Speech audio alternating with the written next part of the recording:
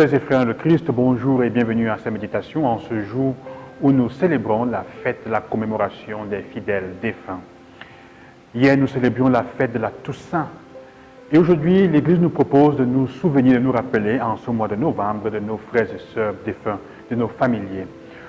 On peut se poser la question de savoir quel est le but de célébrer nos frères et sœurs qui sont défunts. En fait, c'est d'abord une opportunité pour prier et nous rappeler que chercher à vivre la sainteté, en fait, c'est accepter la possibilité que la vie sur terre ait une fin, qu'elle s'arrête.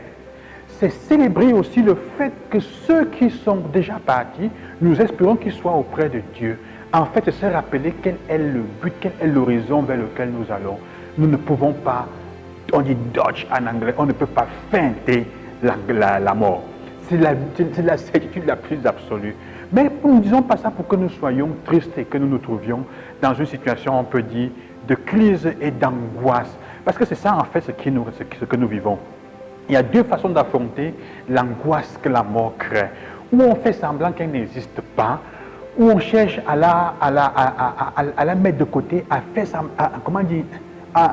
la nier, ou alors on se comporte comme les mototaximens, les mototaxis de Douala et parfois aussi de Bafoussam, qui quand ils accompagnent un corps, font des choses, des acrobaties, ou parfois certains font des accidents et meurent. On tente d'utiliser des choses, de créer des manières, on peut dire, de vaincre la mort et de montrer qu'on est plus fort qu'elle. En fait, c'est ça, quand on prend des risques inutiles, la témérité, c'est une façon de vouloir dire, je suis plus fort que la mort et je vainc la mort. Mais Jésus nous fait comprendre que, en fait, vivre la sainteté, c'est aussi reconnaître une chose, c'est apprendre à reconnaître, à se préparer à mourir. On meurt de la manière avec laquelle on a vécu. Et on meurt aussi pour ce pourquoi on a passé le temps à vivre. Ça veut dire que se préparer à la sainteté, se préparer à la vie, en fait, c'est apprendre à affronter la mort. Et paradoxalement, penser à la mort nous permet de changer notre vie. En fait, c'est le but de l'évangile. C'est ce que l'évangile de Matthieu, chapitre 25, nous fait comprendre aujourd'hui. Il nous fait comprendre que la prospective et la conscience de la mort ne doit pas nous créer l'angoisse, mais doit changer, nous faire prendre des décisions maintenant pour nous déjà prêts à notre rencontre avec le Seigneur. Il nous dit ça. Il dit en fait, mourir, c'est se préparer à rencontrer le Seigneur. Hier, je disais, quelle est ton ambition dans la vie? Devenir saint. Quelle est ton ambition? Comment est-ce que tu veux mourir? Quand au moment de ta mort, comment est-ce que tu voudras être? Ça veut dire déjà commencer maintenant. Prends le temps, aimer. Et en fait, tout ce que Jésus dit dans le chapitre 25, Seigneur, quand avais-tu faim, quand avais-tu soif, quand étais-tu nu pour que nous t'ayons rencontré? En fait, il est en train de dire, si tu veux bien mourir, commence déjà à accueillir les autres dans ta vie maintenant.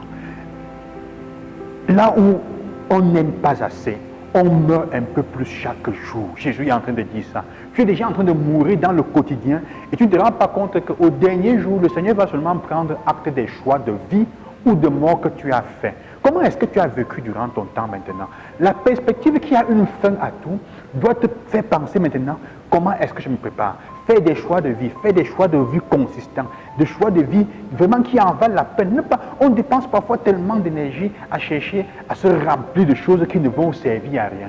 Jésus dit, l'une chose qui va rester, mon frère, ma soeur, ce sera qu'on va te demander, à ceux qui sont bons comme à ceux qui ne sont pas bons, comment j'avais faim, j'avais soif, tu as traité ton frère comment? Quelle est la manière avec laquelle tu as manifesté l'amour au soir de ta vie? Ce sera seulement l'amour. Célébrer donc aujourd'hui la fête de nos frères et sœurs défunts, c'est d'abord prier pour eux et pour elles, c'est prier aussi pour nous, et c'est prendre la résolution de dire, je ne veux pas vivre de manière à ce qu'au soir de ma vie, le Seigneur dira, va avec les boucs, va avec les têtus, avec ceux qu'on ne peut pas contrôler, avec ceux qui ont choisi de vivre leur vie comme ils ont voulu, avec une forme de libertinage, parce que le bouc est têtu, vous savez qu'on ne fait pas faire n'importe quoi, ou plutôt comme une brebis qui a accepté l'amour et la condition d'être pour les autres. Jésus nous demande de faire cela. Que le Seigneur nous accompagne aujourd'hui, qui nous donne la grâce de faire des choix de vie dès maintenant que nous ne pouvons pas regretter. Parce que comme il dit la première lecture dans le livre de la sagesse, l'unique chose c'est quoi? Ce sera qu'au soir de notre vie, nous retournions à vivre dans l'amour avec le Seigneur auprès de lui. C'est ça le paradis en fait. Nous vivons pas pour mourir, mais nous vivons aujourd'hui en nous préparant à vivre dans l'amour éternel du Père.